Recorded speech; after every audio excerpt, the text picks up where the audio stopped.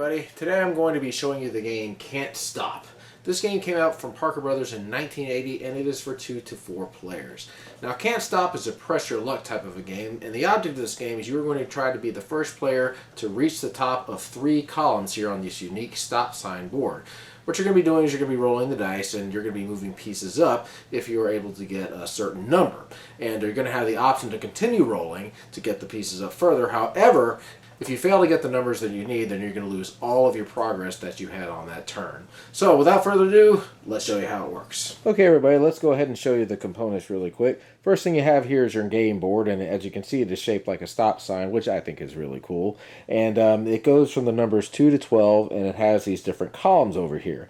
Now the object of the game is you're trying to see if you can cover 3 of these columns, and what you're going to be doing is you're going to be rolling the dice. And I'll talk about the rules here in just a little bit. Right here you have what are called your runners. When you roll these dice, you're going to be picking what numbers you want to go ahead and try to place these runners on. And as you continue to roll the dice, you're going to try to continue to get the numbers that they are on in order to advance them up. Right here you have your markers, and there are 4 different colored markers over here. You're going to simply take a set of these, and anytime you decide to stop rolling the dice, you're going to go ahead and place these markers on the last space that your runner was on. On your turn, you're going to go ahead and roll all 4 of these dice like so. And what you're going to do is you're going to pair them off however you would like. So for example, you can pair it off like a 7 and a 4. You can pair it off as a 2 and a 9, etc. Let's just go ahead and say I decided to pair them off as a 2 and the 9. What I'm going to do is I'm going to place a runner on each of those numbers. So there's going to be one here on the 2 and one of them here on the 9. Now there are 3 runners in the game that I'll have access to, so I can still roll the dice and place a runner on the board here somewhere, so long as it's not the 2 and the 9. Now again, the object is I'm going to be trying to see if I can reach the top over here. So let's just go ahead and say I roll again. And let's just say, for example, I've rolled this, a 9 and a 3. Since I went ahead and I've rolled the 9, I can go ahead and move this up. And then I'm going to go ahead and take this last runner and place it over here on the 3.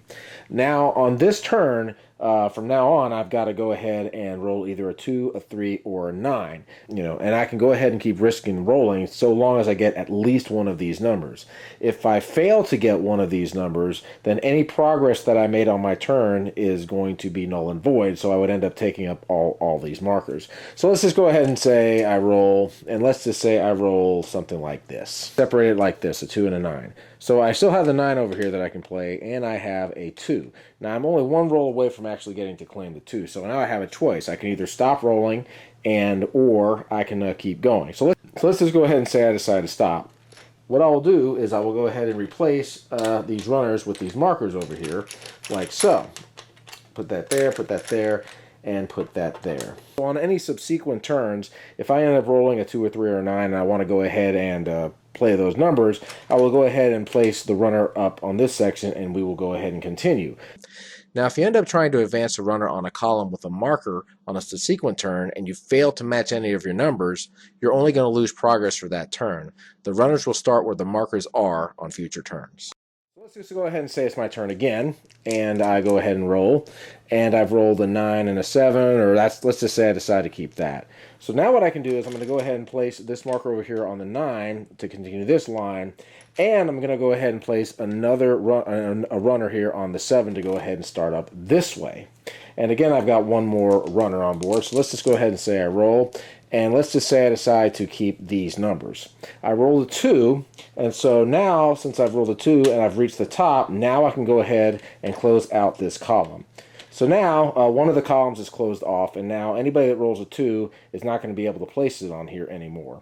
I went ahead and I also rolled a 12, but since the third runner covered up this area right here, this 12 is not going to be in use. So what I would do in this case is I would not roll anymore, and then I would go ahead and put this here and place this here.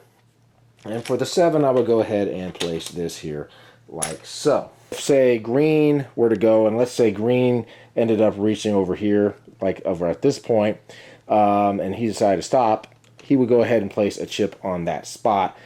This would not negate yellow at all. This would just simply mark green and yellow. This would be their starting point if they decide to keep a 9 on one of their rolls. So basically what's going to happen in this game is everybody's going to be rolling the dice, and they're going to be claiming their numbers, and they're going to basically keep pressing the luck in hopes that they can roll the 3 numbers that they picked. And eventually, if they want to, they can go ahead and stop rolling and mark off where they left these runners. And the first person that can close out 3 of these columns by reaching the top of the numbers over here is going to win the game. So my thoughts on the game Can't Stop. Well, I got to tell you, I really like this game a lot. Now, this is a very simple game to learn. Strategy-wise, there really isn't that much, except for the fact that you're just trying to move your pieces up. Now, as you can see, there's certain numbers like 2 and 12 that have very few spaces that you have to go, but those are the hardest numbers to roll, and 7 is the most common number that you're going to roll on the dice, but that one has the longest line. So this game is very well balanced, I think.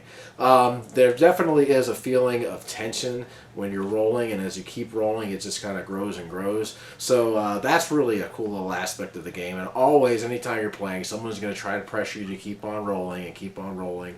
And so it gets very interesting the closer you get to the top. And then, you know, if you roll and you fail and you lose all of your progress, this is a very fun little game. It's a light game. It's very fun. I really enjoy this game a lot. And this game is actually still in print today, if I'm not mistaken. I think it's been reprinted at least 4 times or so.